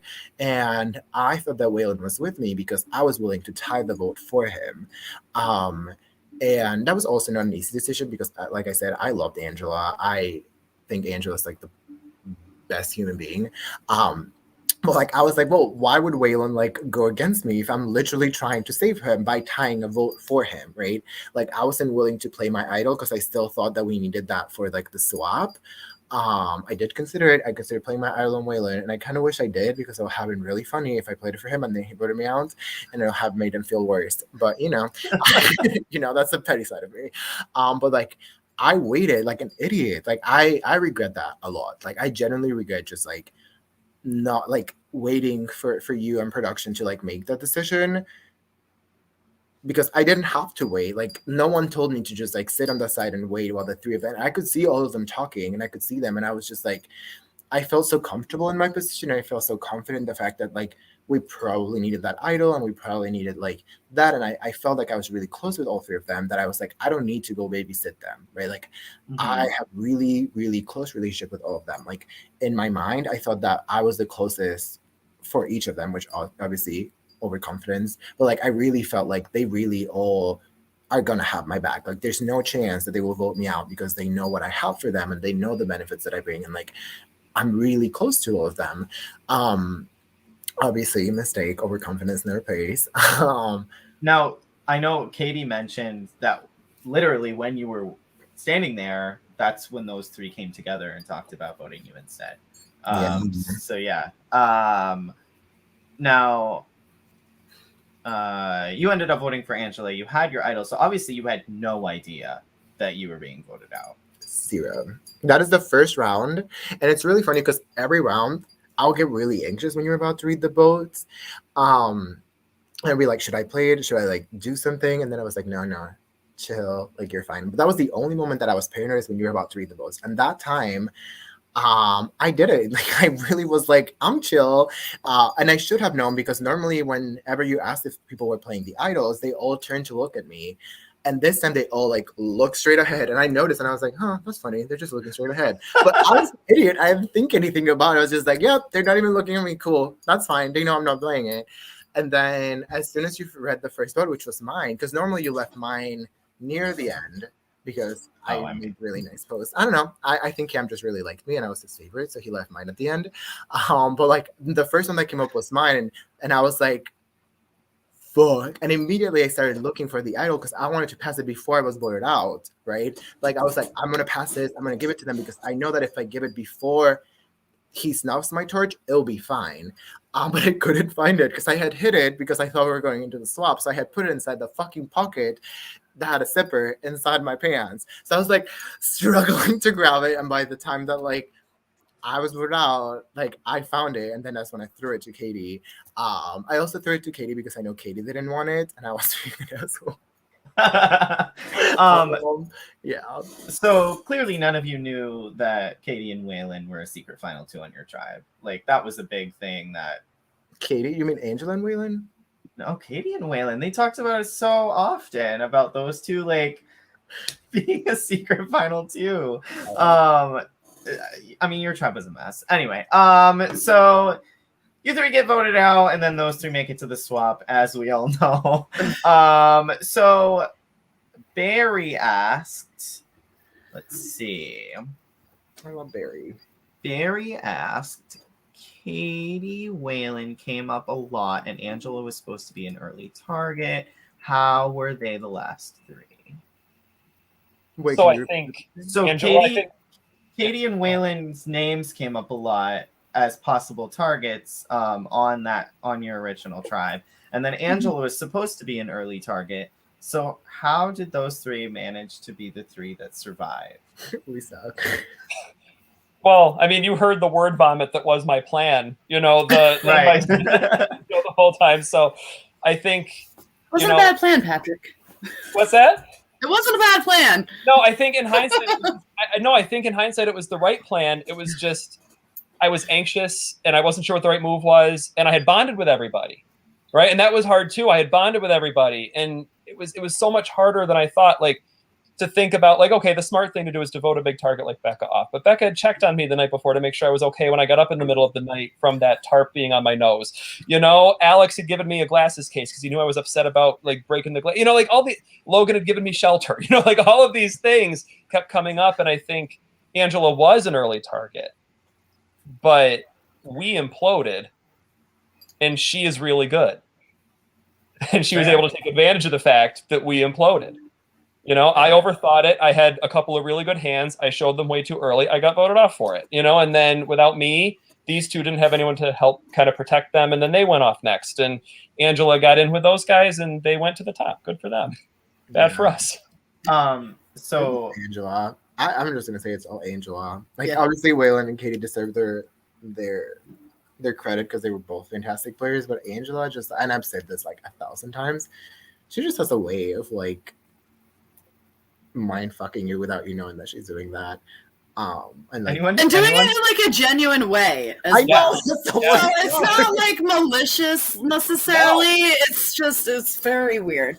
Anyone who listens to this, like if any future players who listen to this, you are making Angela first boot on All Stars. Like all of this talk.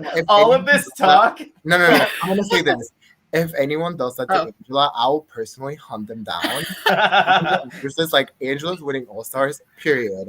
I'm gonna go into that and I'm gonna wear my shirt. And it's not no, I refuse. I'm gonna give her idols. I'm gonna vote for her, make all my people vote for her. Like, no. So Barry also asked, Alex, what would have been your plan had you made it to the swap with your idol? So obviously it depends what tribe you end up on, and clearly you were against green. So I guess let's say you were on New Pink. Let's say you took Katie's spot on New Pink. Would you have fought harder to keep John? Yeah. I was completely anti-green. I mean, it was really shocking for a lot of people, but I did not like green. Like, at all. Like, my plan at swap was to...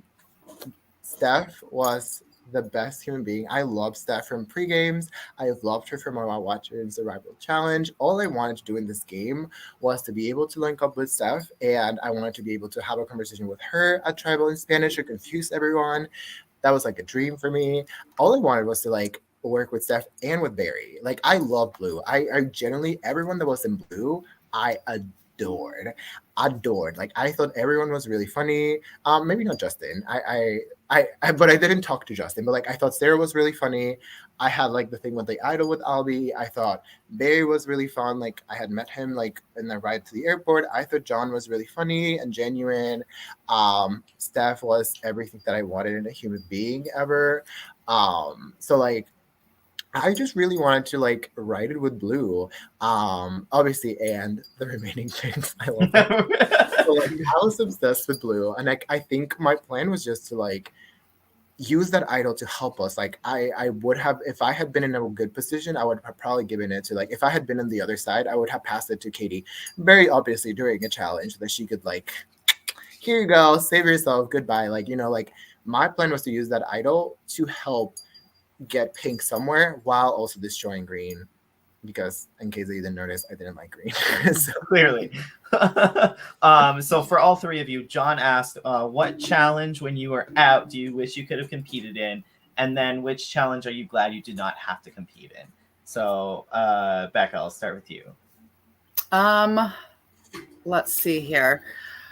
I wish I had competed in the challenge where you throw the balls. I always think that is a fun one where you have to time it just right. That's fun.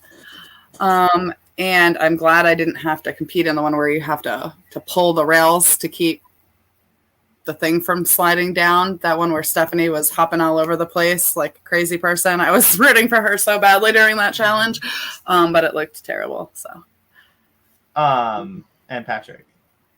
I think for me, I really, really liked the final challenge with the blindfolded Survivor and Braille. I thought that was super creative and it looked really fun. So I would have loved to have competed in that. Same with the one with the colors and like where you had to like be blindfolded and you had to set up the color lines or whatever and memorize. That one looked really cool. So I would have liked that one. The one that I think I would have liked the least was the one with the 3 puzzles.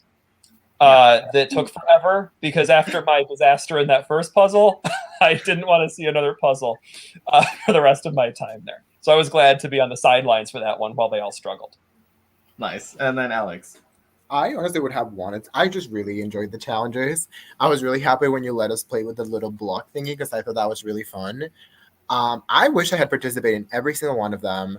I just really, really enjoyed competing in the challenges. And I think one of the biggest, I mean, obviously I wanted to be playing, I wanted to get the money, but like one of the things that I like from the sidelines, I always was really jealous that I didn't get to participate in the challenges because that was probably one of my favorite things about like the experience, just like pushing my body to the limit and being able to like do all these things. I was really jealous of all the challenges, especially when I was like, I would do so good at that. Like, why are you not doing good? Probably the puzzles would have been a nightmare because, you know, I lost at every puzzle that I made, and that's why Pink kept losing. But yeah, I don't know. The challenges were really fun. I think we did a really, really good job creating the challenges and making them because like they were all super, super fun. Agreed. They were impressive. Nice. Yeah, they were really good. I forgot about that one where they were holding the platform with the blocks. That did. That was fun. We got to play that after. That was fun. Yeah. Who won of the eliminated players? I can't remember. We did several rounds. I won one, and I surprised myself by winning one. You know. I think I won one. I think Logan. Yeah, Logan was really I'll good. tell you who didn't. Didn't win any, so. I think Alan won one too. But yeah, we played both times. So now we'll get to rapid fire questions. So it's the same ones that I've asked everybody, except, yeah, it's the same ones I've asked everybody. So we'll go opposite. So Alex, Becca, Patrick for each question. So first, who is your closest ally in the game? Becca, I think. Okay, and Becca. Yes, Alex. Okay, Alex. and Patrick. Okay. Alex. The person you wish you could have played the game with. I guess you can guess. Oh, Stephanie. Stephanie and Barry, but mostly Stephanie. Like Caps. Like, oh my god, I love her. Yeah. Becca. Emily. Okay, and Patrick. I was looking forward to playing with her. For me, it's Ciara because we know each other outside the game, and I was hoping we could link up at some point and play this together. Okay, I'm glad you didn't. Oh my god. The only pair that I wanted to meet in the game was Katie and Helen. Every other pair, I was like, one can go. What was the favorite challenge that you participated in? I mean, obviously the one that we won, but also the one with the rope and the little cups. I really enjoyed that one for some reason, even though we did really fucking bad, like we did with everything. But I really like that one. But the one that we won, I think, for me, it was just really not. It was not even the fact that we won, but I feel like I did a lot for that because I kept like leaning over and carrying, and I just felt really strong, and it made me feel really good about my life. So, agreed. The one that we won was amazing, but I'd say I really enjoyed the color tower where we had to figure out which order it went in. Even though we lost, I really enjoyed working on that. So yeah, it was fun despite its ending. Okay. For me, it was the storytelling challenge. Okay. After an initial like fumble, that one felt like I was in my wheelhouse. You know, English teacher memorizing a story, and I knew when I had talked to John and Emily, you know, and we were comparing notes. I knew I had done the best of the three, you know, on getting details, and all the people at home who were watching had a really fun time watching me do that. That's one of the challenges I got the most feedback on afterwards, so that was fun. Cool. What was your favorite behind the scenes moment? So not challenge, and not tribal council. So anything else? Oh, I started. Yeah. So I have two. One, obviously, what I talked about, like when we were all by ourselves. And the second one, Stephanie mentioned it in hers, but I was in the restroom trying to pass my kidney stones, and Steph was outside, and she was telling me all this information, and Steph didn't know that I'm deaf in one of my ears either. So she kept like talking. I kept being like, "Huh? What?" And I kept hearing like bits and pieces, but I felt like it was really disrespectful for me to ask her to repeat herself, because I didn't want to be that person. And she told me that Alan and Katie were married, and I watched Survival Challenge, so I should have put two and two together because I remember at one point they were like, "This is Katie's husband," and it sounded like who? I don't remember that part. But like just knowing like every interaction I had with Stephanie was my favorite. Every time I would go to the restroom, it was just like and just like walk away. But like that one I think is one of my favorites because just knowing how ridiculous and how many information she was giving me and how it's just like it's fine. I'm over here just like half deaf and like passing kidney stones and thinking that she's just being nice. Like I think it's really funny in retrospect. Okay. And Becca? I think just my time at camp, getting to know everybody. I mean, that was really just building the relationships on the pink team. We were a total shit show throughout the whole thing. So I just really appreciated all the moments of bonding and really getting to know everybody. And then really seeing outside of that, it was really just seeing Josh constantly, just like, "Hi, Mom." And every time we'd go to tribal and just like, I remember walking to a challenge or something, and he was like in the middle of the pond on the kayak, and I'm like, oh, he's probably gonna miss this one, and he must have paddled his way in and like scooted right there because next thing I know he's right there watching. So that was like a really nice thing. So cool. And Patrick? In the same vein as what Becca just said, all those moments at Pink Camp, just bonding, talking. I mean, I met some amazing people. Every single person on Pink had a great story, a great personality. I enjoyed like all the jokes that we would share. Even I enjoyed my role as the pole for the shelter. I would sit in a place where I could use my height to help make the tarp, higher. And every time I would get out, we would say something like, "All right, the room's about to get smaller, so get ready. It's going to like cave in on you." So I enjoyed that. And the behind the scenes moment that didn't happen that I wish had happened was at one point Katie had randomly suggested we should go over there and do one act plays because that's what we were talking about. Like we were sitting on the tarp in the beginning and Robbie was looking at us like we were crazy. And we're just talking and we're not really doing anything. And Katie's like, we should go over there and do one act plays. And that idea never came to fruition and I wish it had. God. Oh, God. That would have been yikes. We keep talking about like all this plays and stuff, and I don't do that. So I can be like, so the last rapid fire question: would you play again? 100%. If you tell me tomorrow that I need to go, I'll be there. Like I would do it in a heartbeat. It was a lot of fun. I I don't know, it was just like a really beautiful experience that I feel I needed to have in my life. It helped me a lot with my health and with my self-esteem in a lot of ways. I had never been like the favorite at anything, so knowing that that was a thing just like made me realize like that people like me, I guess, and I'm a people pleaser. So I don't know. I would definitely like if you told me like come back, I'll be like, when? Like I'm there. So 100%, 100%. I love that. So I am almost with Alex on this one. I will come back in 2 years. I think I'm on like a 2-year stint with Right. these games. So I'll definitely play again, but not next one. Right. I would come back in a second. I would absolutely come back in a second. And I keep saying this to people, that I would play a game like this even if you told me in the beginning I would be voted off first, because I would still go, I would still play, because meeting the people, competing in the challenges, like I had never done anything like this before.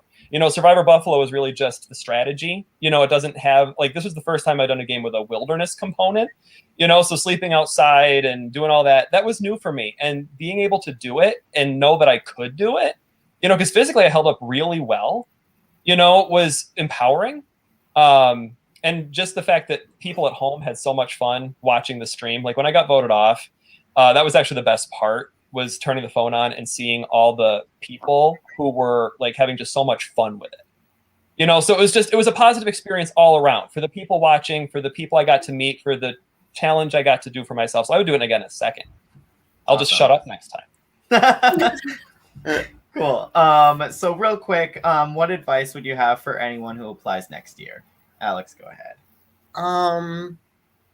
Don't be nervous. Like I think don't give yourself any expectations, because I think when you overthink it and you go in there like being like, oh my god, I need to do so good for this, like generally have fun, enjoy the experience. I think I would say this for people of color that apply in the future. There's not going to be a lot of us. I think there's very few of us that play these games, and especially like in casts like this. But don't be afraid of being yourself, and don't be afraid of like genuinely showing who you are, because I think there's a lot of power in representation, and when we allow ourselves to be whitewashed and not show like our genuine self and how we were raised and our values and our cultures, we're robbing other people of that experience, right? Like I think it's so important for us to be able to be there, because you don't know if just by being there and being genuinely yourself, you could inspire someone else to also step up and do it. Or you could educate someone else and show them more about your culture or how other people live their life. So do it. Awesome. Becca? I say don't overthink it. Go in not afraid to play and strategize. Don't be too flexible. Don't be too stubborn. You just have to be perfect at all of it, and you'll do great. Just be perfect, and you'll do great. Patrick, what about you? Stop talking. No, but like, just go in with low pressure. It's like the other two said. You're there to have fun, right? Like, take the pressure off. Don't be nervous. Just have a good time with it. One of the things that got in my head was I started getting anxious, like when I didn't sleep the first night, and I kept thinking like, oh, I don't know if I can do a second night. I don't know. You can, right? It's 3 nights. You can. It's, don't get in your head. Just have fun with it. Build great relationships. At the very least, you'll meet great friends like I did with these two and the other people who aren't on this camera. And, just have fun. No pressure. Awesome. And then next year, people will have to survive 4 nights. So, There you go. Even longer. They'll do it. You can still do it. So this was obviously a charity event. So last question, real quick. What was your charity that you were playing for? Talk a little bit about it. So Alex, go ahead. Oh my gosh. Yes. So my charity, it's not really a charity. It's more like it's like a part of a campus back in Northern Illinois University. They have a whole department dedicated to help undocumented students. So I was playing to raise money for undocumented students, to help them through DACA and to help do some programming. Not only I know university has like this amazing support for a lot of undocumented students. As an immigrant myself, is something that is really special to me. It's really personal to me. And I wanted to not only raise money, but also start a conversation around undocumented students and undocumented people, because I think most of the time when we hear about undocumented people, it's very much in a negative light or like with negative nicknames and negative connotations. So I wanted to be able to spread a message that like a paper does not make you worthy. And yeah, so yeah. I'll say that. Awesome. Becca, what was yours? Mine was Barbara Bush Children's Hospital, right out of Maine Med. They're a branch of the Children's Miracle Network, and they've been my favorite charity for a long time. They do amazing things for children who are sick and their families, and I just know a lot of families personally who have had their children have to go there, and you know, they've done a lot of really great things for them. So they're good people. Cool. And then Patrick, what about yours? So mine, I'm a high school English teacher. I teach at Liverpool High School, which is in a suburb of Syracuse, New York. And I picked a charity that was born right from the high school I teach at. It's called Adopt a Family. Two of my colleagues took it upon themselves to create this organization, where what they do is especially around the holiday season, but throughout the year, they get lists of kids who are in need, and they raise money to put together care packages for them, with toiletries and gift cards and clothing and things that they need to help have a brighter holiday, just have a brighter, experience at home. It's just, I'm inspired by what they do, because it's like teachers trying to do good for the kids that are right in front of them. The kids that I see right in front of me every day. And so I'm in awe of them, and I wanted to support them and call some attention to the great work they're doing. Awesome. Thank you so much, all three of you, for, for applying for this game that had no prior information. You were just like, yeah, I'll apply. And for doing this interview. So yeah, thank you guys. Thank you for such a rock star game. Yeah, it was awesome. So fun. Thank you. So anyone who's listening, I'm going to show this again. We are almost there. We almost hit the 2-hour mark, which I didn't think would happen with 3 people who got out pre-swap. Anyway. Have you met us? This was a cast of talkers. Anyway. And we played hard for the time we were there. Yeah. True. So thank you again to Live Reality Games for allowing us to do these post-game interviews. Make sure to follow them on Facebook and YouTube, to follow all of the other content for all the other live games that are happening around the country. There's a lot of them. If you are interested in applying for Can You Survive 2022, applications will come out November 1st, the last through November and December. And the game itself will be June 22nd through June 26th of 2022. And with that, we will sign off, and I will see you tomorrow at 8 o'clock with an interview with 2 other members of the Pink Tribe, Angela and Waylon. I love them. Yay. I'm sad that we didn't hit 2 hours just for Barry. I just want to point that out. I know. Can we talk about something for like 3 minutes to keep it going? No. No, please. No, I am going to sign off. Good night, everyone.